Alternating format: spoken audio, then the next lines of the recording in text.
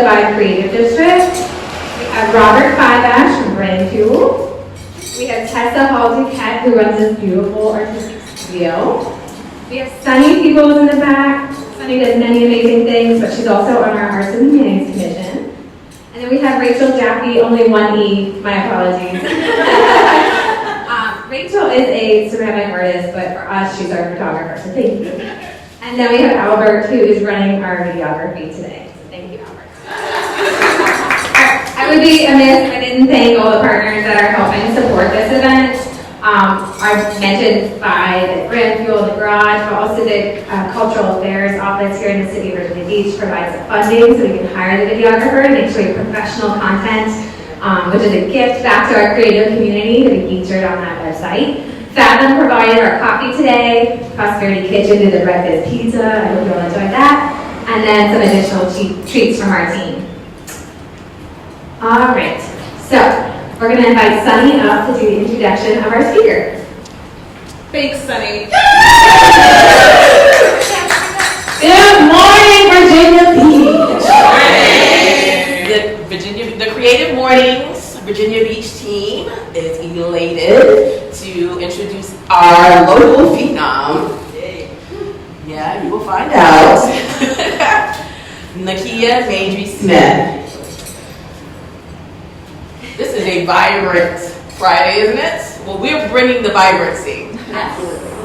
Balancing her time between meetings and stages, donning suits and combat boots, Nakia Madry-Smith, Nick, represents possibility and works to inspire the next generation of leaders to expand their vision and reach the limitless possibilities that an education provides. Born and raised in Connecticut, Nakia now calls Virginia her home. She earned her Bachelor's of Science in Music Technology from Hampton University, my alma mater, and Master's of Business Administration from Old Dominion University, also my alma mater. Eventually expanding her monarch ties as an administrative professional at her alma mater. Nakia has served in leadership roles with increasing responsibility over her 14-year tenure and is currently Executive Director of ODU's 3 regional higher education centers. Sorry about the mic. She provides leadership. Oh, I can go without the mic. Yes.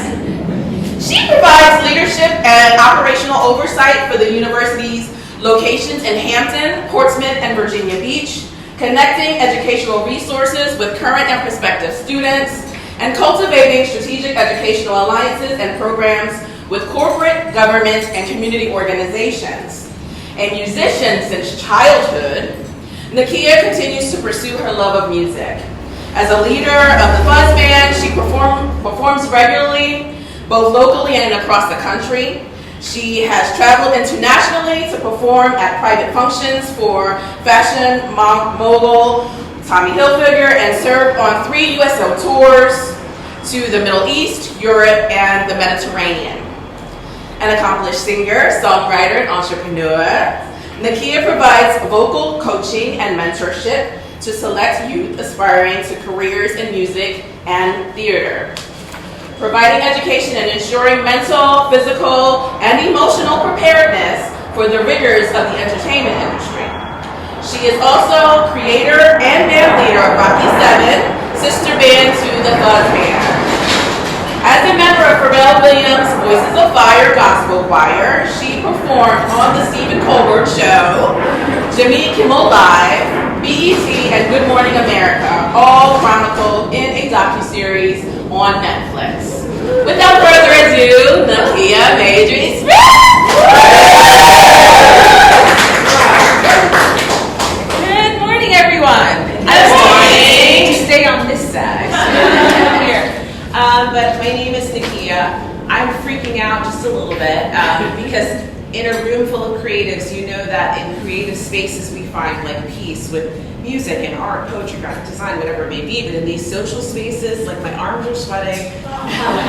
Sunny sent me the invitation to do this presentation. And I literally emailed her and I said, I'm acknowledging that I received this invitation, but I'm ignoring you because I need some time to think about whether I want to do this because this is not my jam. And I think that's kind of like exactly what I said to you. And I thought about it and I accepted and then I immediately regretted it. And I've had anxiety for the past 3 months, but I'm here and I'm very excited to be here. And so what I want to do is, the subject is vibrancy and being vibrant, and so where I'm the most vibrant is when I'm on stage and when I'm with my family. And so we put together this video. My husband helped me out, and he is, I say very humbly, he is my biggest fan. I think I said that right. And so the video is probably way too long, and it probably has way too many shots of me. But I'm going to share this video. I think it's like 5 minutes, but this is me being vibrant, and this is also the 2 songs that you'll hear are songs that I wrote and sang with my husband, so they're original songs, and so I feel like it's kind of a good introduction to where I hopefully, where we'll be going on this journey. So I don't have any clicker, but hopefully this thing will just magically start.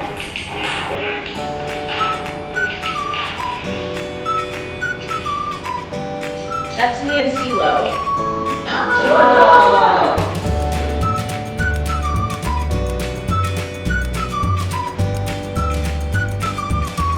First music video we created.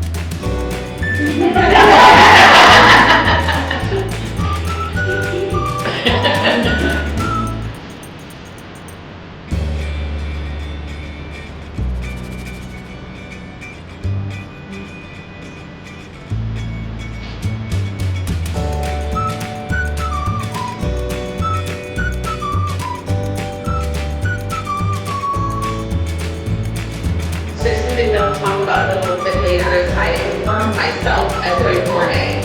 And so it'll eventually get there, but there are some things that I say to myself every morning to inspire myself and remind myself that I'm amazing and I can function this day. And this is even me that I say to myself every day.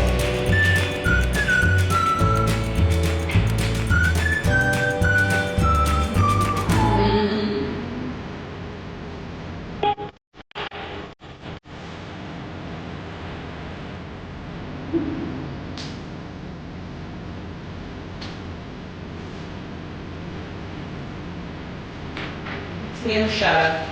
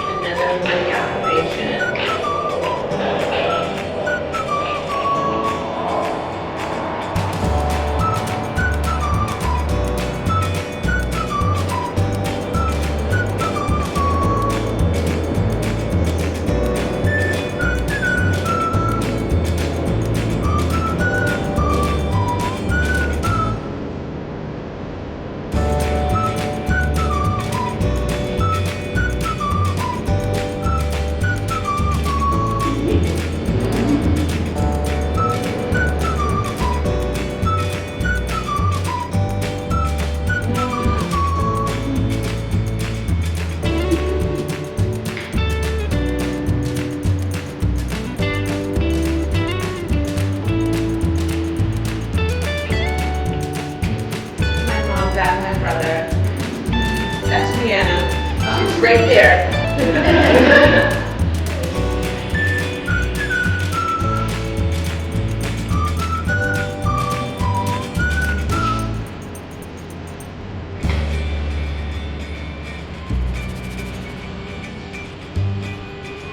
Family.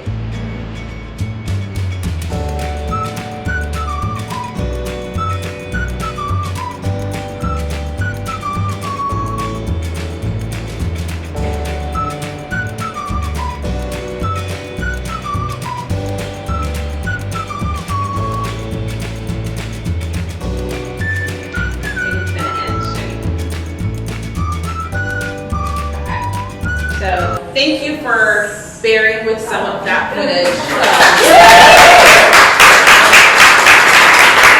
And depending on time, I might share a little something later. But again, thank you so much for having me. I should have been reviewing my notes because now I've completely forgotten what was next on my list. But so as I was kind of saying before, just bear with me because I'm very nervous, and we all know that as creative people, networking is really everything.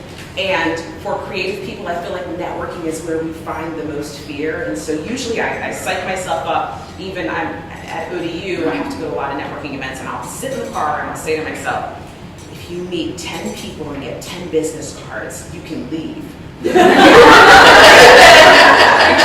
successful. And so I say that because I'm looking at all of you creative folks, and I feel like you can connect with kind of that anxiety, even coming in here today. And it's like, oh God, who am I going to talk to? What am I going to say? And you know, are people even going to connect with what I'm saying? And so all of that to say, I'm very nervous, but I'm very happy to be here.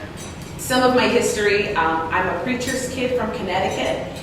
So even when you guys did your affirmation, I clutched my pearls and I said, darn, because, preacher's kid from Connecticut.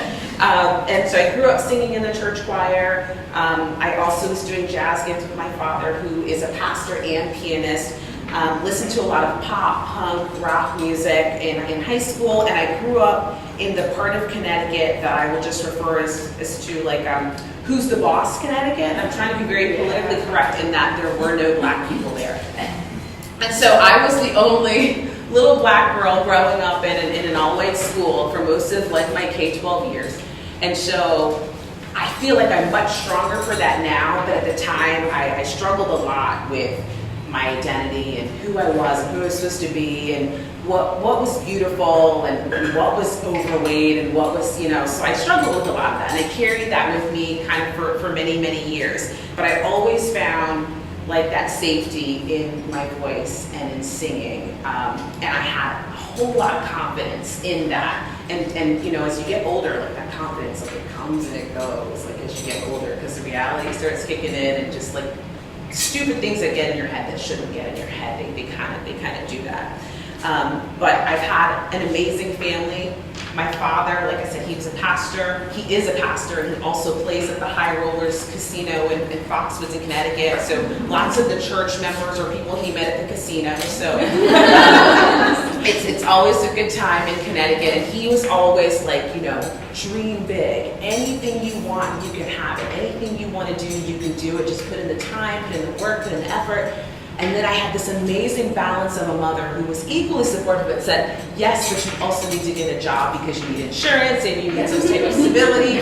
And so I do feel like I have a really good, healthy balance of kind of craziness and reality checks. And I think that they all kind of contribute to who I am kind of now. But growing up in Connecticut, I think I was searching for something else, who I was supposed to be. And so enter Hampton University. So I come to Virginia from Connecticut. We had an intern stay with us that summer, a summer before my senior year. And all he could talk about was Hampton University. I'd never heard of Hampton University, but I just knew immediately that's exactly where I'm going. I didn't think about applying anywhere else. I was coming to Hampton University. So I got here. I'm not going to say when, because I would acknowledge age and time in the same way that people probably do. But I struggled initially at Hampton as well, because now I don't really know how to fit in here either. And so I'm coming from playing field hockey and rowing crew and listening to No Doubt and Nirvana, and all of a sudden I'm in this space and I'm like, everybody looks like me, so it should be really, really comfortable. But it was more so like, oh my God, I don't know these songs. I don't know how to do that dance. Now I'm not chubby. Now I'm too skinny. And so, and the thing that really kind of beat me to the ground the most is when I got to Hampton, and it was a growing, it was a stepping stone, so it didn't defeat me. But my voice was not commercial. And so in coming to Hampton, I would get a lot of, well, you should think about maybe theater or Broadway. And I did study classical music, and I studied classical music in college too. So there was a piece of me that was like, yeah, but that's not what I want to do. And I really resented kind of being put into a box. But I would audition for these different groups. And I was like, well, you could be in the background, but you're not going to be the lead singer, so you might as well kind of, And this was not necessarily Hampton University telling me this, but this was kind of what I was getting, and it was very different for me. And so that confidence that I really had growing up, it really diminished. And instead of, I didn't go to the depressed place, but I went to the angry place, and I became very defensive. I was sick all the time, like I had bronchitis and strep, because that like takes a toll on you.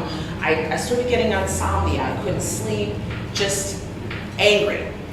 And so in being, I share all that. I'm a vibrant person, so I don't want to deflect too far from the topic, but I think that it's important that people understand, that you all understand, all of my fellow creatives understand that being vibrant and being happy, like every day, it is a choice. And so you have to wake up and choose to be happy and be grateful for whatever, situation, because there's always somebody in a worse situation. Today, I won't say today, I won't say I didn't want to come here today, because I won't say that.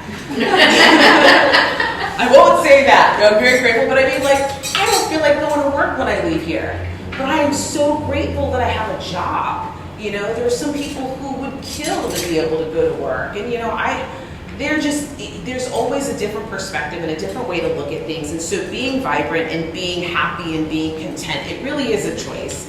And I think that comes with time and maturity, because I can honestly say in college, I was not in that space. But as you grow, you kind of become more confident in who you are. And you recognize that whatever gift you have, whether it be music or DJing or graphic design or poetry or singing, writing music, it could be that you have an amazing smile. That is your gift. And it's not yours. It's not for you. It's for somebody else to benefit from. So as soon as you kind of get that, you recognize that holding onto your gift and being a hoarder of your gift is really, really very selfish, because there's somebody who could benefit from what you have to offer. And so creativity is tough. I have a lot of pages here, so please keep me on track. You're doing great. We're captivated. Okay. Well, so being a creative person is very tough, because it's very subjective.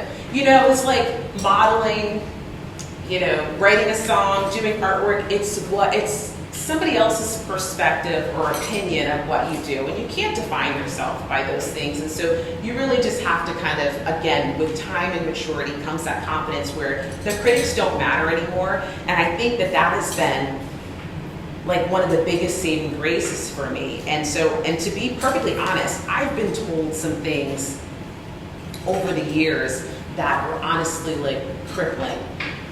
Where it's maybe you shouldn't do this anymore, calling mom and dad, I don't want to be here, not in this world, never that, but I don't want to be in Virginia anymore, I don't want to be at Hampton, I don't know what I'm doing here. But you figure it out one day, and it all kind of clicks. And so I'm vibrant, and I'm happy to be here. And so, but the turning point for me in college was meeting the fuzz band. And I eventually met my husband out of the fuzz band, but that didn't happen at first. But that's where, I found my voice, and I found my confidence, and I started writing music that was just for me. And I realized, wow, I'm pretty good. No matter what you guys say, there's no one in this room, and I don't say this negatively, but not one of you in this room can do anything that was meant for me in the same way that I can do it. And so getting to that space where you're I don't care how talented you are, how talented you you are. I don't care how much better you sing than me. You will never sing like me. You will never sing the song that was written that was supposed to be sung by me. And you will never touch people in the same way that I can, because this is my gift and this is what I'm using to share it with the world. So the fuzz band was definitely where I figured out who I was. And you know, don't get me wrong, because I also, that was a process as well, because I remember going 65 miles an hour down the highway, sitting in the back seat of a 15-passenger van, and somebody in the front seat decided that they wanted to play the live recording of the performance that we had just done. And so, for those of you who sing, do poetry, dance, whatever, you know that what you hear in your head is completely different than what you can hear played back to you. So as soon as I heard my voice, I don't know if I was in the right mental space or not, but all I know is I went from the 6th row back, climbed over people, kicked a bandmate in the head, by accident, completely by accident, was in the front seat to take the tape. Oh gosh, I'm aging myself, but it was a tape. Threw it out the window. And so it is definitely a process, and you get there, and I can listen to myself now, but it's still a struggle sometimes, because what you, again, it's never what you hear in your head, it's never what you see in your head. This outfit, as soon as I see it on that camera, I'm gonna realize how I should not have worn it. In the moment, it's like such a good idea, and you're like, oh, why didn't I put socks on? Or why did you wear this? So, but the fuzz band really gave me a lot of opportunities, and some of it was in the bio, but I've had the opportunity to travel all over the world. You know, I've been on 3 USO tours. We were shot at in Iraq. Bombs came in Iraq. I got kidnapped in Egypt. And yeah, like that's a story for another day. But it was amazing.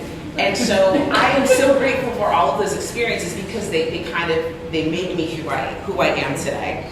And I haven't quite achieved everything that I wanted to achieve, but every day is a new opportunity to do that. And so as I grew with the fuzz band, I knew that I needed to continue to grow. And so, like I said, you know, fuzz band is kind of, we're a 10-piece band, and it's like funk, jazz, R&B, soul, which I love. But you guys, I just told you, like, mosh pits, combat boots, Nirvana, and, you know, no doubt. And so I had to create a new space to continue to grow, not to abandon that old space, but to allow myself to further develop. And so I created a band called Rocky 7, and that's where we do that type of music. And the songs that you heard earlier, that was my husband and I. He is a producer as well as a trumpeter, phenomenal, accomplished musician, and we write songs together. And he was the one in the fuzz band that said, "You're amazing, like, you should be doing more of this." And sometimes you just kind of need that person to kind of encourage you,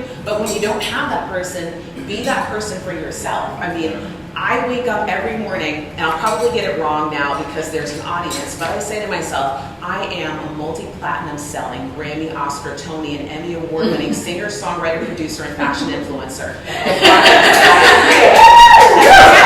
The projects that I create cause me to be wealthy. And every day I say that to myself, because it's nice to have an encouraging partner, but if you don't, you are certainly capable and empowered to encourage yourself. And so as the journey continues, I think the craziest thing that I've ever done was Voices of Fire. And so that was like, you know, I don't know, gospel American Idol. But I did it with my bandmates. The 3 of us were all kind of the same, and I feel like you guys are all probably the same too. It's just like, no, we're not doing that. And my husband, our band leader, because we're all in the same band together, he was like, this is an amazing opportunity for us doing this documentary. You guys have to audition. And so we were like, no. And then it's like, well, if we're going to do it, we're going to do it together. So we were the only group to audition. We sent in our audition tape in like June as a trio, and we just did 3-part harmony.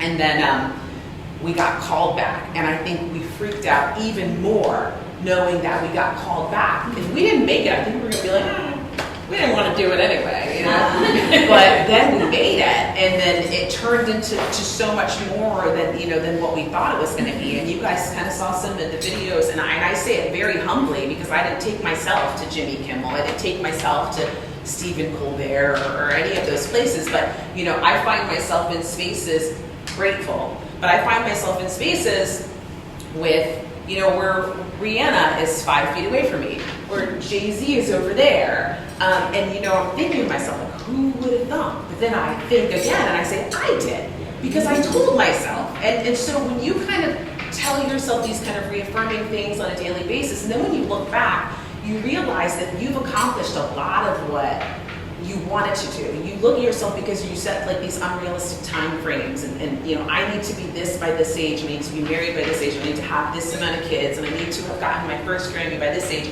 And then when you don't get that, you feel like you haven't been successful. But like when you look back at your trajectory, like you'll see that a lot of the things that you wanted to do, you actually have accomplished. Maybe not at the level or the time frame that you thought you would do it in, but if you stay the course, like you eventually get there. And so I kind of want to just share way too many affirmations, but I'll do it really fast. Way too many, but like I said, you know, affirm yourself. I am God, family, music. Like that is it for me. That's not it. I also love sneakers, but God, family, music. That is it. And so every day when I wake up, I set the tone for my day. I pray. I'm grateful. I'm thankful. I say this is going to be a great day. I tell whoever it is for you, God, the atmosphere, Buddha, whoever it is for you, that I am the multi-platinum selling Grammy award, and I'm not going to get through that again, but I tell myself that every day. And I remind myself that today could be the day that all of my dreams come true. And so I go through the day with that expectation, and then if it doesn't happen, when I wake up in the morning, today could be the day that all of my dreams come true. And if it doesn't, I'm one step closer than I was yesterday. And so it's all about just kind of keeping the right perspective and the right frame of mind. But however you slice it, you're one day closer. But you have to put in the work. Like you can't say, I want to be this amazing singer, but then you don't sing, and you don't write any songs, or you don't release, and this whole year, I don't know why I'm pointing here because it's not here, but this whole year for me is about not hoarding my music. Dwayne and I wrote our D-Nick album, the songs that you heard off this album, we released in 2012. We finished the next album 2 years later. We have not released it yet. Not one song. And so, music hoarder. Like, why are you holding on to your gift? It's not for you. It's not for you. And something that, if there's time, I'll share, it's much shorter. It's a song that we just released, just kind of in the spirit of not hoarding your gift. But remember, there's never a perfect time to do anything. Ever, ever, ever. I mean, we all have like that black, I know it's not a black dress, whatever dress it may be, or sneakers, or for me it's sneakers. But you have it and you look at it and I can't wear that today. This occasion's not big enough. When I wear this, everybody needs to be there, there needs to be cameras, it needs to be like perfect. And then like 5 years later, that thing is still in the back of your closet, you never wore it, it's not even in style anymore, and you can't even fit it anymore, and it's completely missed its moment. And so it's like, wear your dress, release your music, share your poem, share that photo, wear your sneakers. Like, it's not doing anybody any good, like sitting back, like gathering dust. And so it's never gonna be perfect. One of my affirmations, don't let fear handicap you. I find myself more fearful of success than I do failure. And I don't know if that's true for anybody in the room, but I'm always like, what if I make it? Or what if they pick us? What if we do make this record? Then what are we gonna do? And then like the anxiety sets in. So don't allow fear to kind of handicap or cripple you. And don't be afraid to take that leap of faith. Like, you're gonna fall probably a lot, but take the leap of faith and kind of get up and do it again. Because one of these days you're going to leap and you're going to catch the wind just right, and it's going to be that perfect moment and you're going to soar. But you know, the only time you truly fail is if you don't try, if you don't put forth the effort. And remember, for those, you know, for me, it's God. You know, for me, it's God. And I do believe that God has given every single one of us everything that we need to be successful, everything that we need to accomplish all of the dreams that we set for ourselves. But whether or not you get there is really up to you. You already have the tools, but if you don't use them, it's on you. That's your fault. And I think that's everything that I wanted to say today.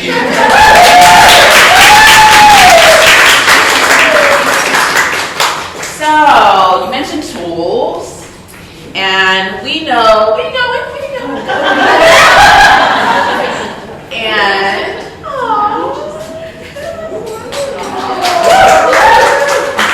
so,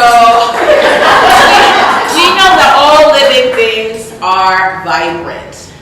But one of the things you talked about in the course of your discussion was about the residue that we collect because of what they, you know, are the social construct and what we hear and how we're conditioned in our families and our culture. And so what tools can you share with us to kind of remove that residue? You talked about the affirmations, and I'd like for you to kind of create some with us at some point. But yeah, absolutely.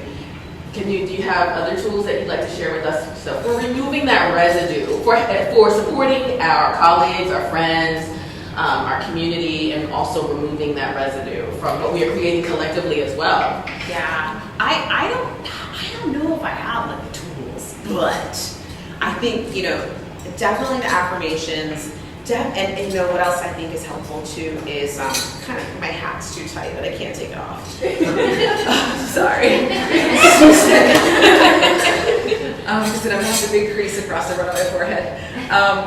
I would say, like, almost like when you have like when you go to the gym or you set like fitness goals, like having an accountability partner is really helpful. So I don't like to tell everybody, like I told you guys what my ultimate vision and my dream is for my life, but you can't always tell everybody every detail of what you're doing because not everybody is trustworthy, and and you know, I've shared ideas and then seen them, you know, go or on stage at a theater down the street, you know, so these things happen. But at the same time, when there's somebody that you trust who knows your heart and knows what it is that you want to do, they will encourage you and they'll say to you, that song was really great, like, are you going to share that with anybody? You know, it's been a long time since you've produced anything. It's been 23 years since you released an album, but I hear you working on that music all the time. Like, it's good to have somebody to remind you, but the failure is in relying on somebody to remind you or relying on somebody to affirm you. And so it's a daily thing.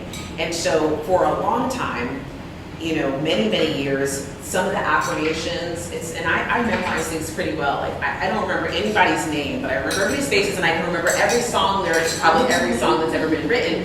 But the affirmations, I put them up where I could see them, so that I'm a multi-platinum selling Grammy Award. You know, that was on my door as I left the house every day.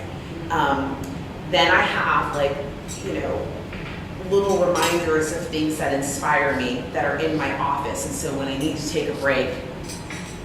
And then the other thing is this background hat. The other thing is when you find the thing that brings you joy, you have to make space for it. Because one of my biggest challenges is I get up at 5:30 every morning. I don't know why I had to be here so early this morning, but that was a joke. You know, I get up at 5:30. That Hampton Roads Bridge Tunnel is a challenge in the morning. So, but I get up at 5:30 every morning and I work out.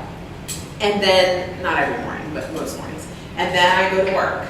And then by the time I get off work, I am absolutely exhausted and depleted of any type of anything. And then if you have to cook, or if you have kids, that is all, and it's not to say those things are not a blessing and that you're not grateful for those things, but they can be draining and they cause you to prioritize things differently.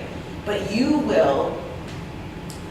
should make time for the things that matter to you. Like if you were passionate about being a good mom, it doesn't matter what time you get home. I imagine you are going to be passionate about being a good mom. If you decide that you want to, create art or get back into graphic design, whatever that is, there are so many resources that you can utilize. But the thing is that you have to make time and space. And so sometimes my husband drives me crazy because I'll get home from work and I'm like done. Like all I want, like let's do DoorDash and I don't feel like cooking anything. Let's sit on the couch and he'll remind me, remember when we said that weekly we were going to try to put out a new song? Did you write the lyrics to the song I gave you? And I'm like, oh. But then I'm like, let me make time for that. Because if that's really what's important to you, you make time for that. Like you're not, like I said before, like you can set all these like goals for yourself, but if you're not doing anything to move towards the achievement of that goal, then it literally is just, it's wasted energy, it's wasted words, it's wasted efforts. And so you have to, no matter how tired you are, make space for the things that you say you really want. If you can't do that, do you really want it? And I'm not judging anybody, but I don't know if that's a tool.